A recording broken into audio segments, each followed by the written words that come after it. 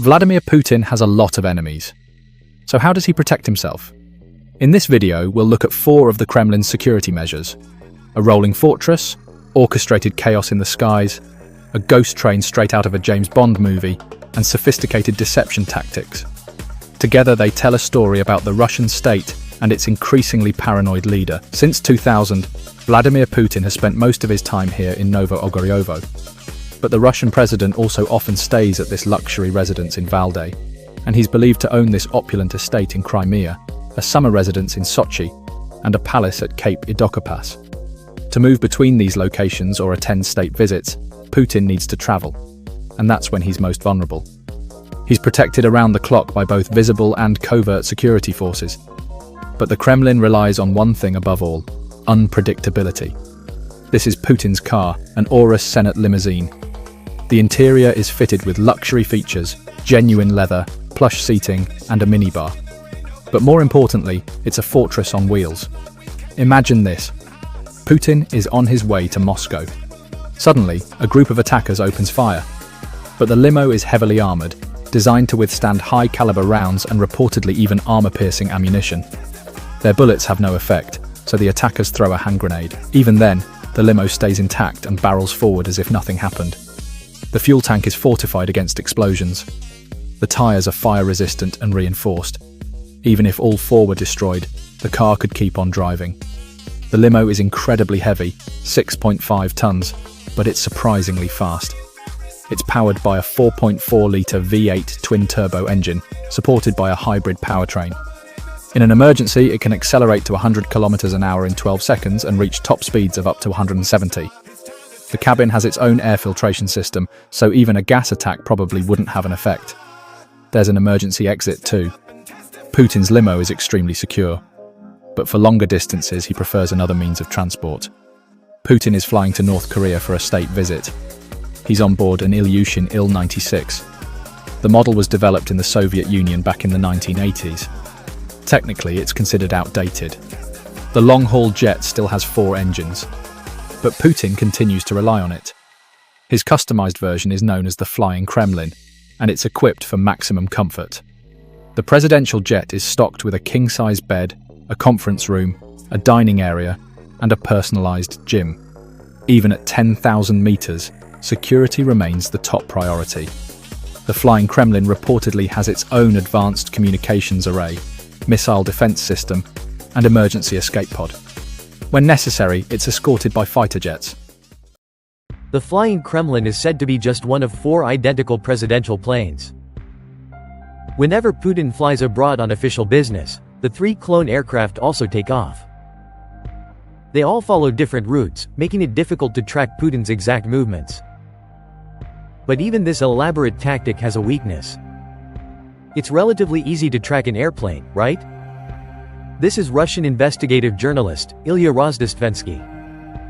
Living in exile, he works with the Dossier Center, a non-profit investigative project. There are dozens of websites like Flight Radar and all these sort of things that provide data on different airplanes. Technically, each of these aircraft can be tracked and located, which means that in theory, a powerful adversary could target all 4 at once. Which is exactly why Putin prefers his train. If you saw this train moving through Russia, you'd barely notice it. It looks like a normal Russian train, gray with red stripes. There is probably very little chance that you would recognize it if you see it somewhere. Look closer and you notice a few oddities, like multiple diesel locomotives at the front of the train, and this small dome on the roof. For the special communications, and that's probably it. That's the only thing that is different from the normal train. It isn't a secret that Putin has his own special train. The Kremlin has even released images from its onboard conference room. But for a long time, no one knew what the rest of the train looked like. Until the Dossier Center released some highly confidential documents. These were allegedly leaked by an insider at Sercon Service, a Russian company specializing in manufacturing custom railway cars. The Kremlin allegedly tasked Sercon Service with building the cars for the presidential train. It's not a very big business. There are not too many people who really want to spend their money to build a custom train. According to the leaks, the train is heavily armored and bulletproof. That makes it so heavy that each car needs 6 axles rather than the standard 4. Inside, wow, it's luxurious. It's really something incredible. This train provides Putin with anything he could possibly need. There is a car where he can sleep. There is a car for work. There is a restroom car. One car is even said to house a fully equipped gym and a beauty salon soundproofed to prevent audio surveillance, complete with a massage table and a radio frequency machine designed to keep the skin firm. The Kremlin denies that Putin has ever used or owned a train car like this. Finally, there's a tiled spa area featuring a full Turkish steam bath and shower. Ilya says the ghost train doesn't appear on official timetables. There is no way to track this train. If you work with the Russian railway company, you can still find some data about this train, but you need some special access to the internal, infrastructure. So there is no way for normal people to understand that some special train is moving. It simply speeds toward its destination, blowing right past any stations along the way. Apparently, it often does so on its own secret train tracks, which terminate at private train stations built just for Putin. There are a couple of stations that, they were built specifically for Vladimir Putin. So basically, they are near his palaces, future residences, offices. So I think there are, at least 3 of them. We know about one in Sochi, where his official residence is located, Bocharov Rushi. One is not far from Moscow in Novo Ogaryovo. It's probably one of his main official residence. And the third one is in Valdai. That's his main place. That's where he and his family spend most of the year. So at any given time, it's hard to say which of his official residences Putin is at. There's another meeting scheduled for today. Lately, Putin's been holding more video calls and making more addresses from the presidential office in Novo Ogaryovo, especially since Russia invaded Ukraine. Many of these are recorded and released to the public. For Russians, the office in the presidential residence is instantly recognizable. The room, the table, the background. But wait. In footage of Putin's office, investigative journalists have noticed something peculiar. Take a look at this door handle, and then at these 2. Notice how they're not the same height. The thermostat is also positioned slightly differently. Here, it's centered, but here it's placed slightly to the left. In this one, it's slightly lower. The wall panels behind Putin are also arranged in slightly different ways. Other details, like the vents and the TV stands, are also inconsistent. It appears that Putin has had near identical replicas of his office built in his residences in Valdai and Sochi. The idea behind this is that Vladimir Putin prefers to stay, I would say silent probably. So he makes it look like he's in his office, in his official residence in Novo Ogaryovo, and he records some video and makes some statements. And there is also some part of the statement where it's said that it's all happening in Novo Ogaryovo, for instance. In fact, he could be anywhere. He only wants that only a limited amount of people knows exactly where he is. If no one knows his real location, he's impossible to target. Still, reports suggest that since attacking Ukraine, Putin has been staying clear of his Sochi summer residence out of concern over potential Ukrainian drone strikes. Reports even claim he's had the villa torn down. Putin seems to be growing increasingly paranoid. Maybe that has to do with his time as a KGB agent in East Germany. His work as a spy and the collapse of the GDR may have shaped his distrust of civil society and his fear of popular uprisings. To this day, he surrounds himself with an inner circle of former KGB associates. Or maybe he's aware of the hostility he attracts as the autocratic leader of a corrupt oligarchy waging a brutal war of aggression.